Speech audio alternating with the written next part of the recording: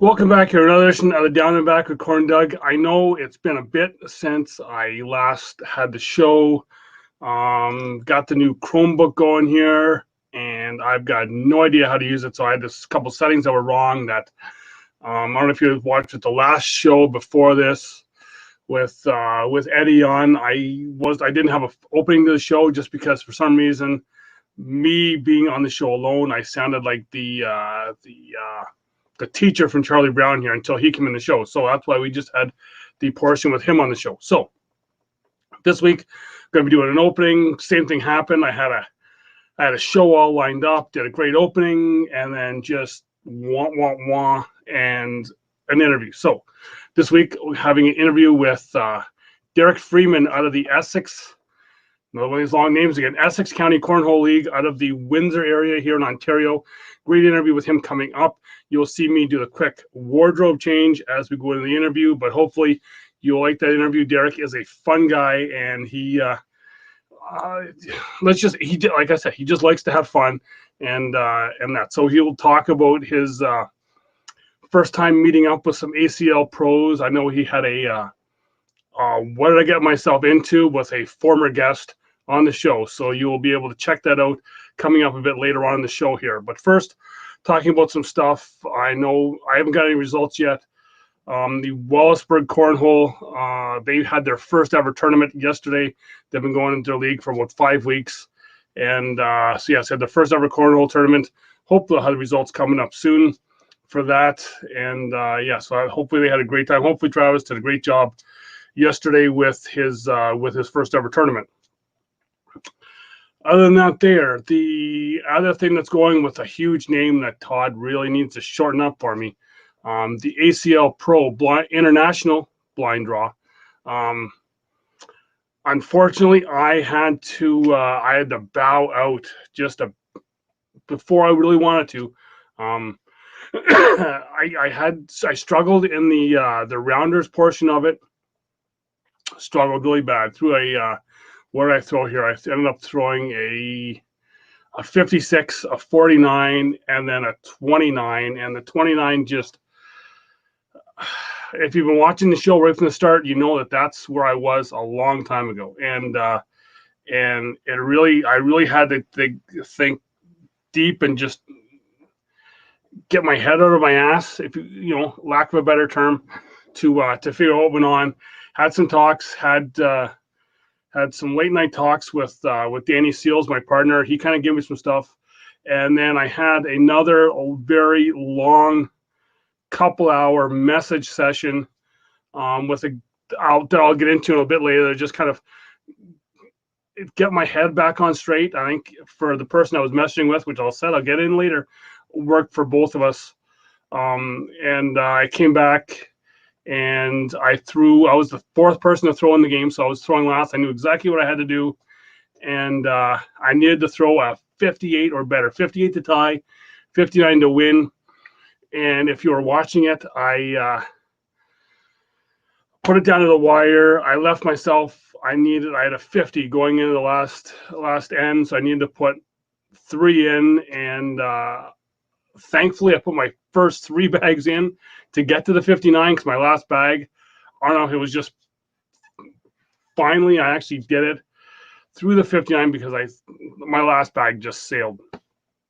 And unfortunately, I've only got it on my phone. I thought I was going to have it on here, on the at least where I was able to show you guys. Some of you may have already seen it. And hopefully it doesn't mess up the camera here. My second game, we had to play Bob Bonch and Mike N, because Mike, you're going to be on the show. I've got you booked on the show for some later time. You've got some stuff to do with your work, some stuff you're going through your work. Very important as you're a firefighter up in the Barrie area. And so he's going to be on a show later on. And I knew that I needed to throw a 69 to win, 69 or better to win. And I wasn't sure if I could do it. Had some talks with some people again. They kind of gave me some tips, some stuff to do. And once again, and luckily the video didn't pick up because I give myself a few choice words going to the last end because I picked up my bags after the ninth because I had a 60 again. So I needed to throw that nine to win it. This time put the first two bags in, thought I was doing good. Third bag off the board. So I really had to dig deep and just kind of put that. And I started to go with the mindset of, because, with shows named CornDoug, those short bags are CornDoug. So I was trying to go and just go through the head, just don't let, and this can go for everybody, don't let your last bag define you. And that's what I went with for so long, just the mental game. And just, if I threw something off, I was done. It was just like, okay, here it goes again. But this time it was like, no, don't let that happen to you. And that's what I did, because first half I threw a 27. So I knew that to get to the 69, I got to throw something big in the second half. And for me, throwing deck rounds, second half, I always come down. So I really had to fight through that. I know I'm just rambling on here about stuff, but for those of you who are on the listening side of this here, you'll have to skip over to YouTube, get to the 6:24 mark here for me to show it, for you to see it. But but yeah, so if you're looking on YouTube here, through the first two in, second one it just bounced off the side of the board. Fourth bag, I did this. I'll have to use my phone. I don't know if you can see it. Don't tell me an inch doesn't matter. Put that bag about an inch over, and it's going to be fine. Yeah. So through a 67. I couldn't pull that 9 out in the end to a 67. Had a couple good messages with Danny Seals afterwards, because I felt like absolute crap that I let him down. But it took a while. I still haven't thrown a bag yet after that, because started to feel some arm soreness. So hopefully, soon to be show sponsor, can work on to get some work done with that there. But they've sent me some stuff to help with that. Anyway, talked with Danny, and he was just like, did you feel good about it? And it was like, yeah, but I feel like absolute crap for making myself to throw a 40 on the back half. I've never thrown a 40 on either side of a deck around, first half, back half, in my life, because my top deck round is a 72, so I almost had to throw like a personal best deck round just to make it to the next round. So unfortunately, we came up 1 point short, but still feeling good. I told Todd I'm ready to do that next one now, just with a shorter name. Shorten the name up, Todd. Yeah. So I felt good with that. Through the Apex again, I had the gray Apex, which are the OG Apex for you bag connoisseurs out there, that I have, and my one I threw for the second two rounds, I threw the 59 and the 67, was second gen Apex, so they're like a darker color Apex. Same materials, just a little fuller bag, because they're not as broken in. So that's that about that there. So that's now gone on. We had 3 Canadians in the final 4. We had Jamie Cowan, JC Cornhole. We had Mark Larcher, and we had Dean Lang. So Jamie Cowan partnered up with Adam Hisner. They had to play, I believe it was Lars from Norway and his partner, Mr. Rockwell. And unfortunately, Jamie bowed out, and Rockwell and his partner advanced from Norway. The other side, the 2 Canadian, 2 other local guys going against each other. Mark Larcher, his partner Tom Gustafson, bowed out to Dean Lang and Kerry Mittermiller. So the final is U.S. Norway against U.S. Canada. So another Canadian in the final. It was a final in the first Canadian in the final of the first international virtual tournament. Canadian again in the final of this year tournament. So hopefully hopefully Canada can bring it out again. We'll see, but because Rockwell and I believe it was Mr. Nielsen from Norway have just been throwing lights out in this game, so they're hopefully. I think they're doing the same, doing a record. I think I'm not sure. I'm not really into the final because I kind of checked myself out from it. But hopefully that'll be up soon that you'll be able to see. I think they're going to do some washing up of that and some commentary later on. So hopefully that'll be out soon on the ACL probably Facebook page, then on the digital network. But yeah, so is that. So then the other thing is Myrtle Beach this weekend. Yeah, I watched that last night. I'm not sure if any of you watched that last night. I actually watched it all day. I sat on the couch early afternoon, didn't leave till late at night. Needed some help getting off the couch because I didn't move. Yeah, interesting day. Very interesting day. I talked to some people that were down there just to see what the mood was like down there because there was some dissension amongst the ranks of people watching online. Yeah, just with some stuff that we've been seeing, some stuff that was going on, some people talking about some stuff that was happening down there. It's kind of weird. Some bigger names having some issues, a lot of issues. I got to watch. I was able to watch.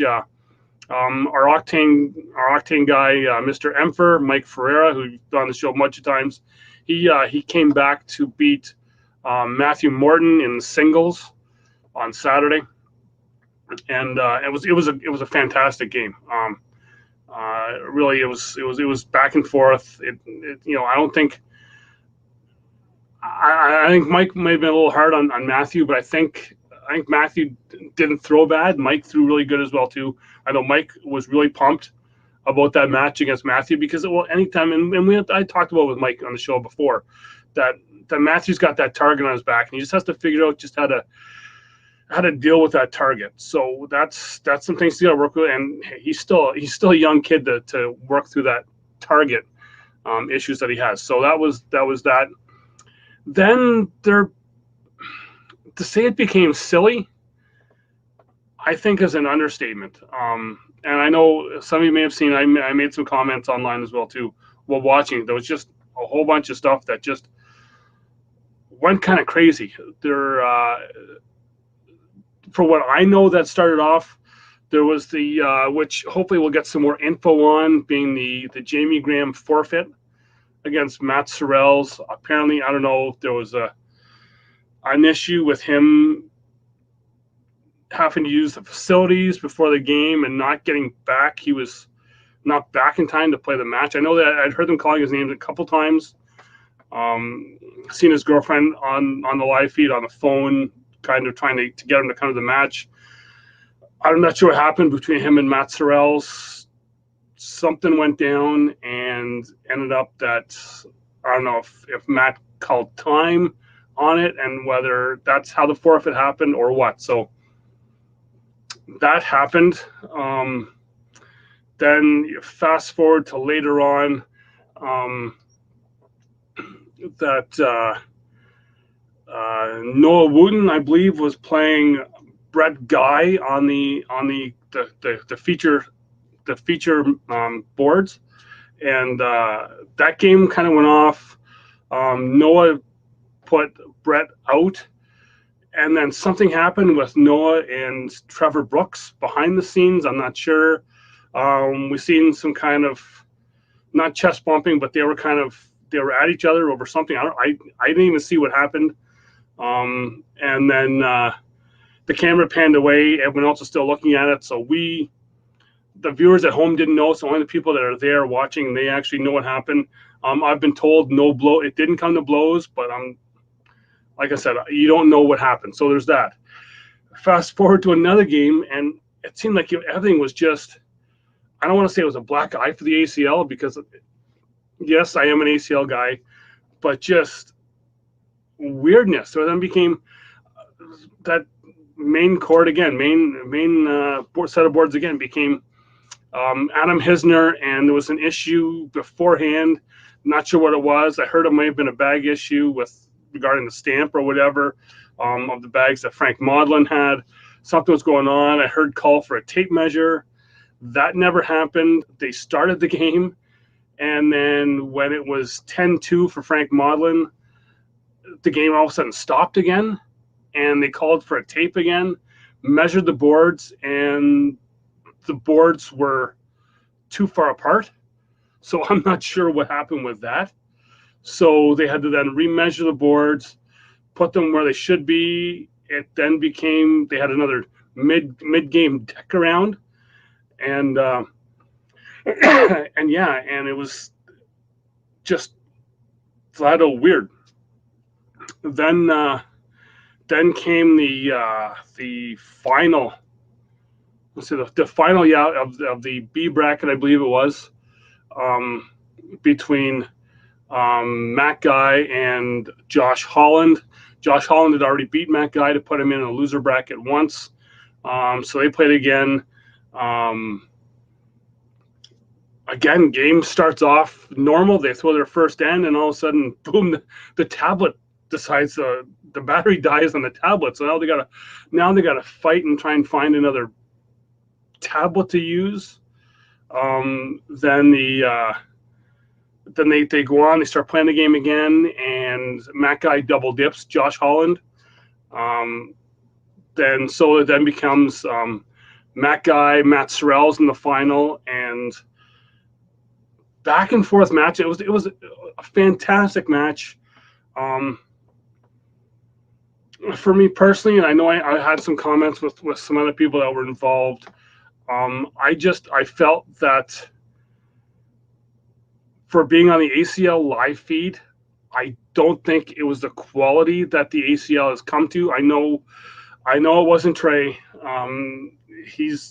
Trey has kind of become, and I kind of mentioned this to him as well too, is he's kind of become our Obi-Wan Kenobi, that he's our only hope when we have big events, that he's the guy, he's the go-to guy, he's the guy we want to hear. And I know for myself, and I even said this to people that I talked to that were involved, that me doing the games, doing this show, when I commentate games, Trey's got that bar like way up with what he does. And to most of us watching, when I watch, I want to look for that level commentary. I know my show isn't like this all the time. I try to make it to that level where talking kind of, I aspire to get to where Trey is at, whether you like that or not. I can say I don't give a flying fadoo, but still, I try to get where that's at. So I thought it took a little bit of a nosedive. Wasn't the best. Wasn't the best. Trying to make my words here good, but it wasn't the best look for the ACL with kind of what all went down for the day, even for the broadcast, because then the commentary kind of went away from the game and just kind of what was going on in the live chat, where I know in the live chat sometimes you just have to block that out and just kind of go with what's been going on. And I know it's hard when there's not that chess game going on, that it's just in the hole. There's really not much else. You're gonna look over to the comments. So tough day all around. Matt Guy ends up taking out Matt Sorrell's in the final. So Matt is the singles champion. Doubles are coming up on Sunday. I didn't quite get who won the blind draw, but I know they did have the rounders on I believe it was, I'm not sure if it was Friday night, Saturday morning, one of the times. And so they're all coming out. So that'll be Sunday. So I will have full results next week's show. So yeah, so coming up to I was only going to do about 10 minutes, but I'm rambling. So it's all good. So on to the other thing I want to talk about, very special thing. And I probably should have let off with this because it involves someone we've seen a couple weeks ago, we all care about, and that is Mr. Timothy Pitcher. And I call him Mr. Timothy Pitcher because he deserves that. He is the top guy. we all want to be like Timothy because he's loved by everyone. He will take the time for anyone. He will talk to anybody, no matter if you message him. And I'm saying right now, if you want to message him, send him that message. I know he needs it, but he really helped me out. He sent me a message, and I'm gonna do this on the fly. I'm gonna see if I can pick this up because his words really kind of ring true for the game of cornhole because he is just that type of guy. He's the guy that we all need to hear the words from, and he needs to hear the words from us right now more than anything. I sat up for almost till like 2, almost 3 o'clock in the morning, talking to him about my 29 game, and he kind of he got that my head out of my ass to really kind of think about what you're doing and what. And he watched my 29 game, and it was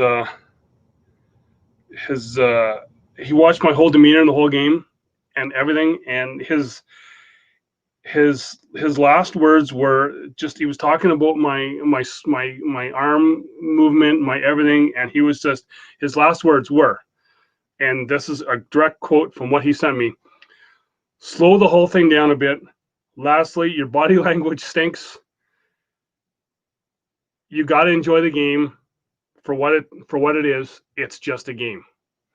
And that's the thing that I think, I'm going to say this. Yeah, I had some criticism for what went on when the ACL broadcast there yesterday.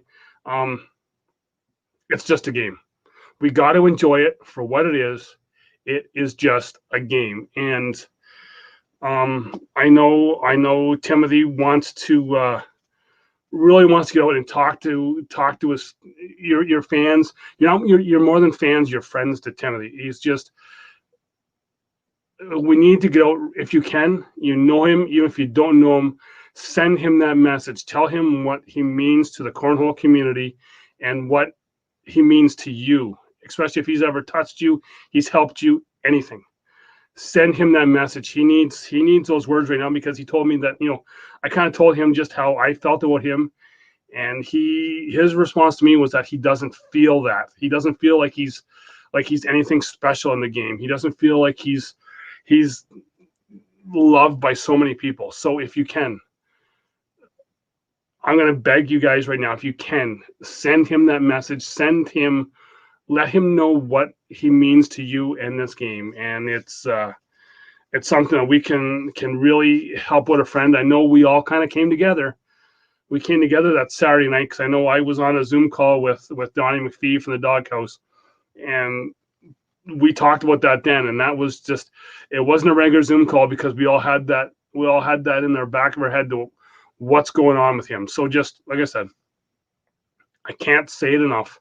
Send him a message, send him something, let him know what he means, and it'll really help us all, because we'll keep him up and in our thoughts. So with that, I've rambled on long enough. Let's get to the more important part of the show.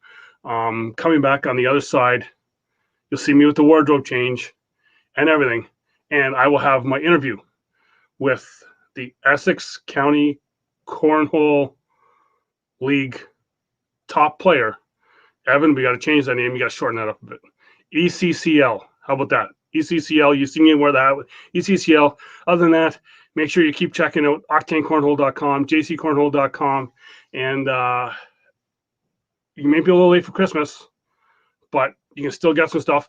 Hey, Matt's got patches now. If you're a patch guy, Matt has patches for you, and he's got pop sockets. I got this ratty old KW Cornhole one. You can get Octane ones now for your phone. You can hold that up with your phone. You can use it, show Octane that way. You can put an Octane patch on your bag. I know Donnie from the Doghouse is going to get one, because I think he actually needs a patch for his patches, so he doesn't buy as many. But we may get more on that next week, because we could have a special guest on the show. I'm hoping we're going to have a special guest on the show. I'm hoping we're going to have a show. But anyway, here it is, my interview with Mr. Derrick Freeman. And I'll say it again when I'm done the show here. Make sure you're watching, check everything out. And yeah, here it is, Mr. Derrick Freeman. bring him into the show here now. Derrick Freeman, how you doing? Hey, Doug, how's it going? Not too bad. So, we did get a chance to meet in person, a couple months ago, right before all this COVID shut everybody down. Yes. You kind of came down for an invitational. We had some of the best from all the leagues in Ontario kind of get together, and you put on a pretty good showing here. It's all right, I'd say. It was a long day. It was a long day. It was. That is right. I'm gonna say, glad you had the pillow with you to take a nap between games. Hey, I got a pillow everywhere I go. So the Essex County Cornhole League, we'll get that in a second. But how did you get your start playing cornhole? Honestly, in the slow pitch game, a lot of baseball in between games and tournaments and stuff. We always went out to the parking lot. Just someone always had bags and boards and just had fun, right?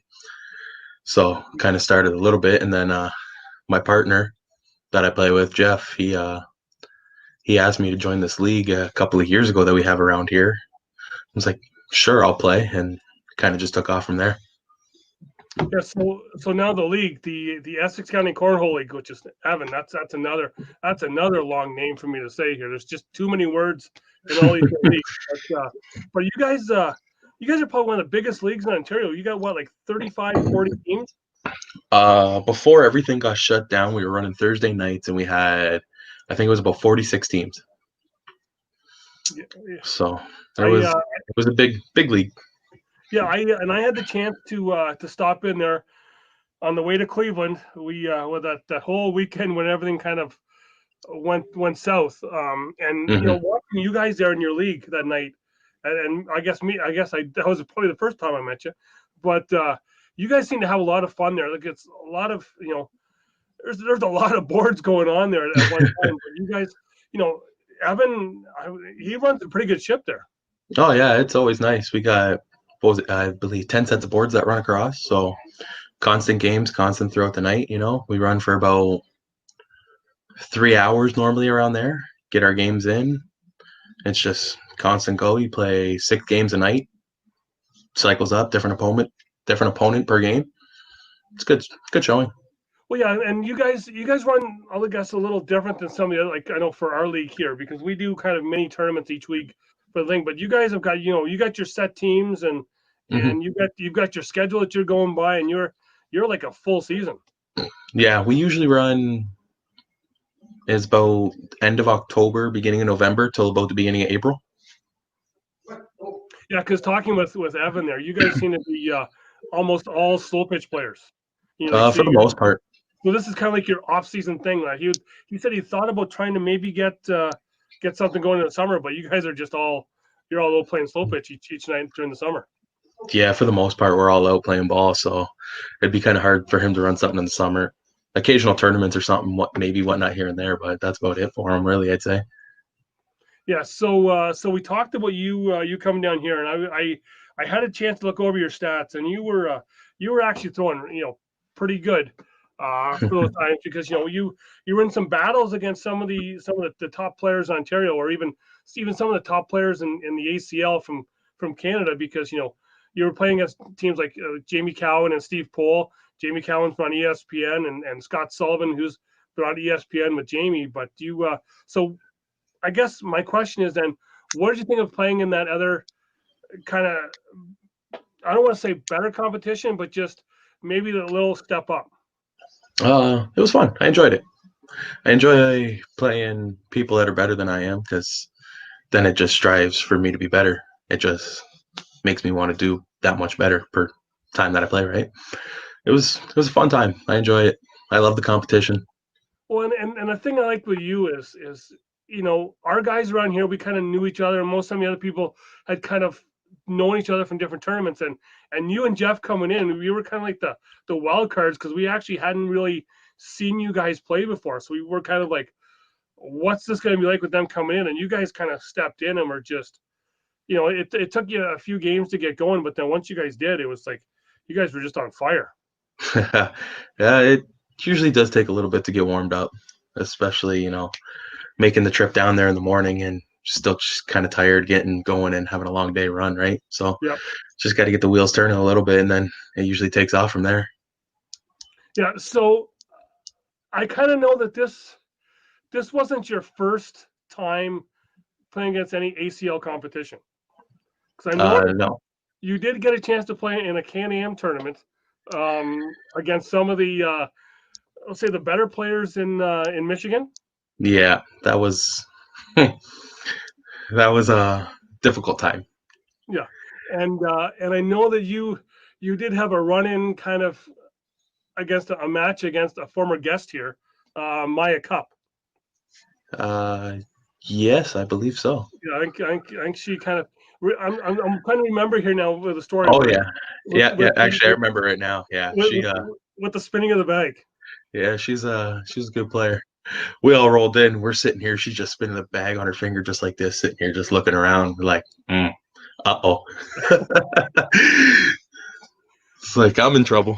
Yeah, but and like you said, playing against better players and playing against them, it's because I think Jeremy Schemmerhorn was in that tournament as well, and Donald Mhm. Cup, Maya's husband. So it's were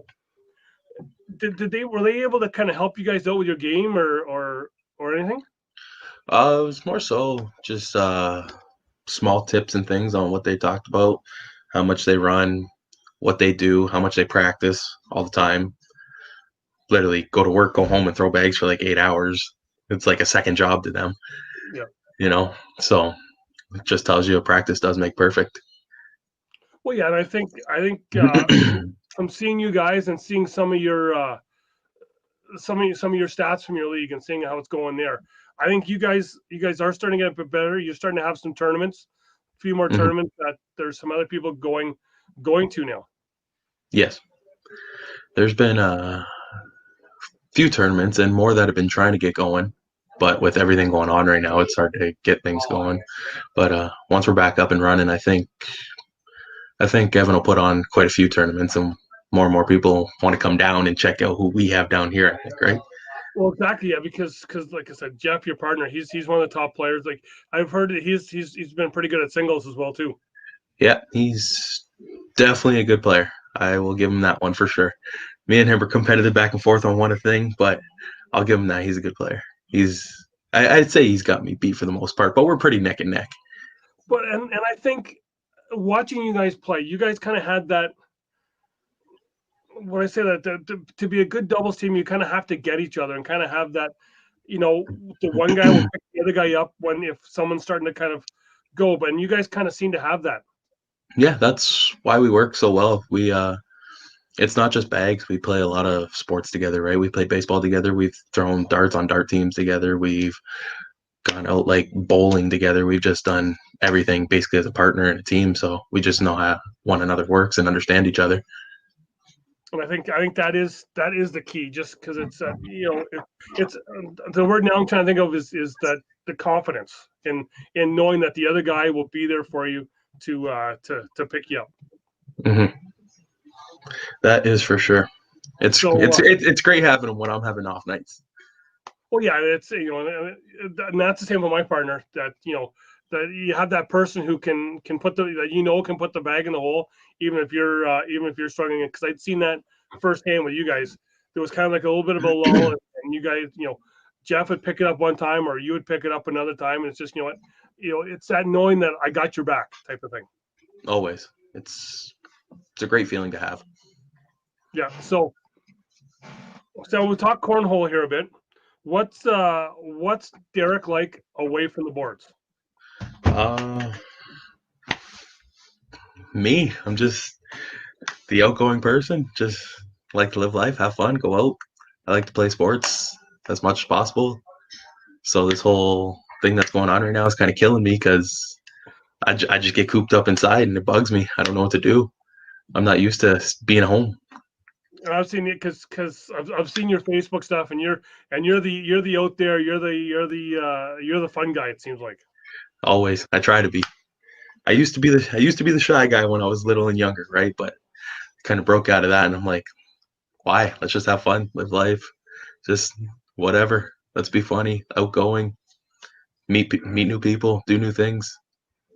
Well, exactly. I think that's what cornhole has a lot of introverts in it. I think what our sport needs is a guy like you, because you're pretty flamboyant on the board. And you like to make people laugh, like to have fun. Always, always like to joke around. Never be too serious. Never take me serious on anything, really. Yeah. So once we get out of here, what's the cornhole? We'll get out of the situation we're in. What's the cornhole world going to be looking for from Derrick? Are you going to be maybe venturing little east here to maybe see? Will we see more in tournaments on this side of the province? It's quite possible. We'll see what happens. That is for sure. Once and if we ever get out of this, well, once we get out of this, I guess I should say.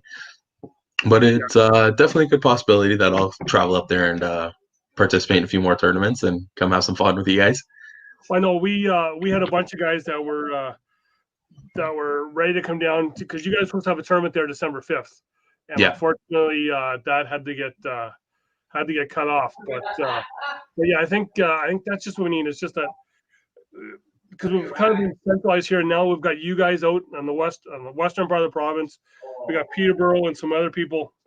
Mm-hmm. The eastern part. I think the especially if you guys are coming in with the ACL, I think we have a lot of stuff planned to kind of get everyone together and maybe do up some squad matches here type of thing. I'm in for it. I never the whole thing that we did, like what was it, the crew cup or whatever it was, that first time up there. That was the first time ever participating in anything like that. I've never done anything like that. Never really done blind draws too much either. It's more just singles and doubles, right? So you guys have more things that you usually run and more often. So it definitely would be a good trip to go up there and come and play. Well, I know I think you did excel in the crew, because in a crew cup is usually the end of the night after way too many performance enhancing beverages are and I don't know what you're talking about. What are those things? Because you really kind of get into the chirping and the talking, and it was just it just you almost felt like one of the guys. I felt welcomed. It was first time meeting everybody, and I'll tell you, I still don't even remember everybody's name. I'm terrible with names, but for first time meeting everybody and whatnot, it was just like everybody can dish it and take it, just how I like to be, like to have fun. I don't like anybody. I don't like being too serious with someone, and then they're like, hesitant on it, and they don't like it. They don't like joking around or having fun or anything like that. So that's why I was kind of laid back a little bit in the beginning, but then I got to meet everybody and whatnot and see what the lifestyle was like. And everybody was just, once you get them going, and it was like everybody was outgoing just like me, and everybody wanted to talk and have fun. And everybody loved my pillow. Yeah, as much as everybody joked about it, everybody loved it. By the end of the time, I think everyone kind of wished they had their own. I think is what it came down to. I think so too. Yeah. Hey, just be happy I didn't break the blanket out too. That stayed in the truck. Yeah, I almost want to pity. Well, I guess Evan must have been okay driving home, because I think you were pretty worn out. I was so tired. It was I had a long night the night before, and then waking up in the morning, and I had to go meet Evan. Right, I had to go pick up Jeff, and then meet Evan at one of the, well, not the on roads, but like a carpool section and whatnot, right? Dropped my car, he drove, which gratefully he did, because if we didn't have him, oh boy, I was in trouble. Well, yeah, and when I kind of look at your coming down here and what you went through, is I look at Melissa Morrison, who's an Octane Pro down in Florida, and I think she almost did the same thing, but she. I don't know how you would feel about it, but she almost does that every weekend, where she's like up at 6 to drive a couple hours to a tournament, and then she's there for the full day, and then she goes home at night. Yeah, it's definitely exhausting. I do it a lot for baseball as it is already, but it seems like it's not as physical with the boards, but it still takes a toll on you. It's still tiring. It's still a long day. Well, and you know what? And I talk to that about that with a lot of newer players, that it's because when you go down to the States and you go to those big tournaments, or any of the big, we kind of started to have them here as well too, where you're starting at 9-10 o'clock in the morning, and you're playing till like 9 or 10 o'clock at night. People are like, when they first come into it, they're like, oh, I'm just gonna be throwing bags. But then when you get into it like that, you kind of realize that, you know what, this is more of a sport than what some people may think of it as. Mm-hmm. That's for sure. When I first started out and whatnot, I just always had fun. It was like, oh, we're just throwing bags. It's just whatever, It's just a backyard activity type thing. And then started playing a bit more. Then Evan opened up the league around here, started playing that a bit more, started getting better at the game, started having fun, learning new things, seeing that it's actually becoming very big over here and it's way big over there. So it's like something that you can look into to actually like build up and move somewhere in almost a little bit, as it seems, right? Yeah. So now I talk about the stamina part of it. Do you think being able to play, like coming from another sport, coming in, may have helped you be able to kind of keep that going for like a full day? I think it's very much so. Yeah, I'm used to long days. I've played travel baseball since I was 3. Long weekends, long trips. I've done that. I played a lot of volleyball. Played a lot of football. I go play pickup hockey. I played travel broom ball. I've played a lot of everything. Right. So it's just you build up the immunity to it, I guess you could say. Right. My body's used to running long hours with minimal rest or sleep. So then, yeah. So then so then we'll take us then to the mental part. What was your reaction to like the mental part of the game? Because I know I struggle with the mental part of the game myself a lot. Because when you start to kind of go on a downward slope where you might not be hitting the board, it's just that mental part has to pick you up, which I'm guessing you may see some of that in ball if you get into like a hitting slump. You got to Mm-hmm. try and get yourself out of that. Can you kind of even put that kind of comparison with cornhole and ball? It's definitely very similar because I've gone through my slumps in ball, right? Where, as you said, I'm either struggling at the plate or I'm struggling in the field. You keep going, keep going. You just got to think, I'm going to make the next play. I'm going to get the next hit. I'm going to do this. I'm going to do that, right? You just got to keep the head going and don't look back on what you had previously done. You live in the moment. You think about it, whatever, as everybody does. You try and bypass that and keep yourself up, keep the team motivated, and keep going, right? So just like with bags, I start getting in a slump, getting my own head, and then you just gotta like walk away for a second, take a breath, think about it, breathe, like, okay, this is what I'm gonna do. Just think about that small little mental tweak that you're gonna do just to get back into rhythm and into groove, and just go from there. Yes. So now with the game, would you consider yourself a competitive player or an advanced player? Do you think you maybe kind of jump into like the advanced division? I definitely could say I want to say I could be up there very top, like competitive level, but it'd be nice to make the jump into the advanced levels. That way, like I said, I strive off of playing better, right? I like to play up to the level that I'm playing against. So if I jump into the advanced, I feel I'd want to play more up to their level. I'm going to think more. I'm going to do this. I'm going to do that. I'm going to learn different strategy, and it'll just better me myself, anyways, from that. Yeah, I think from watching you play, I think you would be fitting in the advanced into the top part of the advanced without a problem because, like I said, you play against Scott Sullivan, who's probably I'm going to say the number one player in Canada right now because he's doing great in that international blind draw right now. He's already finished second in an international virtual tournament as well too. But he's that other guy who gets that mental game. I think you are very similar to him, except you're a little more flamboyant than him. He's just a really kind of straight-laced guy, but you really fit the same mold as Scott, where Scott's right at the top. I think you could be there right there with him.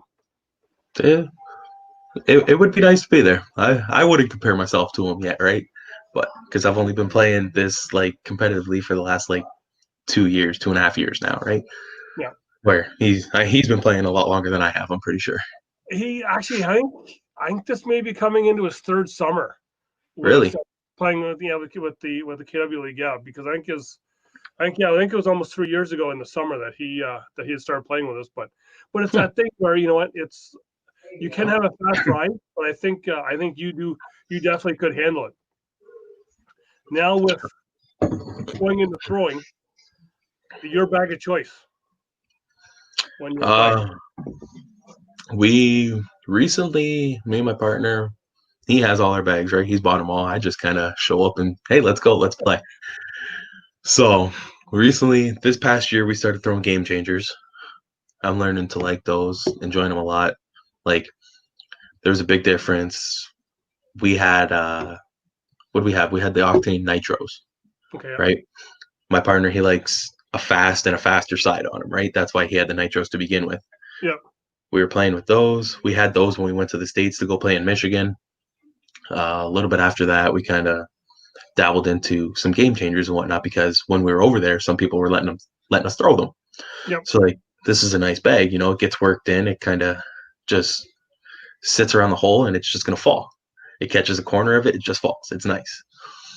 So as of right now, I'd say bag of choice right now would be the game changers because they're a nice bag. I've adapted to them well. Mm-hmm. They're working very well, but there's some of the octanes that I like to throw too. I like the hole shots. I like the clutch. What was the other one that I like? I like a sticky side with a slip side as well. So yeah, so like an Apex as well too. Yeah, see, that's the one I was thinking of. I know. I every time I go in to see Matt, he's like, "Oh, Evan's ordered like another 30 sets of bags. He's running out of bags.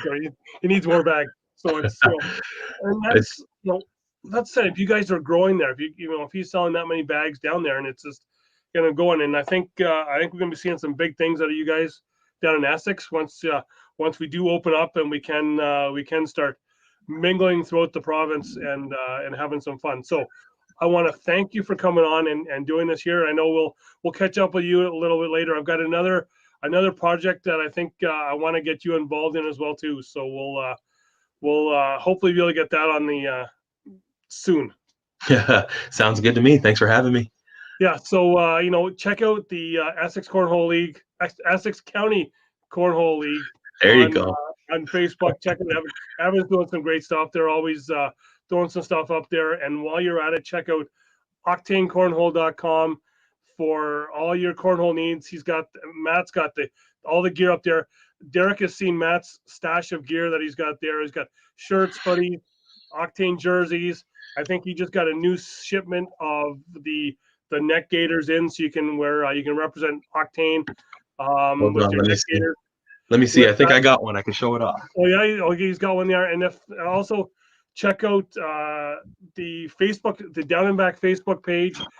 Click on the shop now button, and you'll be able to check out any of your for your Down and Back cornhole, down and back of CornDoug needs for any kind of shirts, tank tops, hoodies. And there's the Octane Gator right there. The Octane one. Yep, right there. I think all that. I think Matt's got a couple different styles, but also, like I'm saying, check out the Down and Back of CornDoug shop. I've actually just put new shirts up there where you can get it and rep that I'm down with CornDoug shirts on there. So Derrick, thank you very much again for coming on, talking Essex County Cornhole, and hopefully we will see you very, very soon. Thanks again. Hopefully we can do this again. I can get my partner with me and you can watch us bicker back and forth. Well, that's exactly what partners do, right? Always. Again, so for everyone else, just thanks for watching. Check out the show again. We got another show coming next week, and stay safe, having fun, keep doing those virtual games. Hopefully, I'm still involved with the Pro International Blind Draw next week, but we'll see how that goes. See you later, everyone.